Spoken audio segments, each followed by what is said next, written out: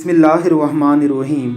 आखिरुज़्ज़मां यानी क़यामत और कुर्ब क़यामत का इल्म रखने वाले तमाम उलमाए कराम इस बात पर मुत्तफ़िक हैं कि दज्जाल ज़रूर आएगा। हज़रत ईसा अलैहिस्सलाम ज़रूर बज़रूर नाजिल होंगे। हज़रत मेहदी का ख़ुरूज होकर रहेगा।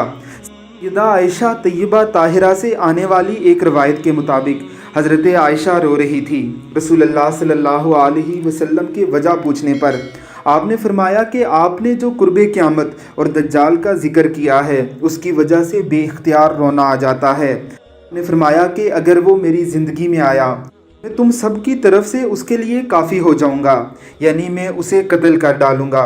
और अगर वो मेरे बाद आया तो जान लो कि तुम्हारा रब काना नहीं है और दज्जाल काना है। उसके साथ अस्फ़हान के यहूदी होंगे। जब वो मदीना शरीफ आएगा तो मदीना के 7 दरवाज़े होंगे। हर दरवाज़े पर 2 निगरान फरिश्ते होंगे। उसे शहर मदीना में दाखिल होने से रोक देंगे। तुम में हज़रत ईसा अलैहिस्सलाम भी नाजिल होंगे।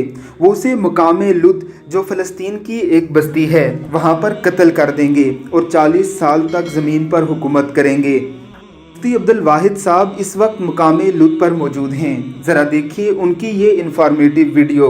अल्लाह रब्बुल इज़्ज़त उन्हें इस खिदमत पर अजर अज़ीम अता फ़रमाए। आमीन सुम आमीन।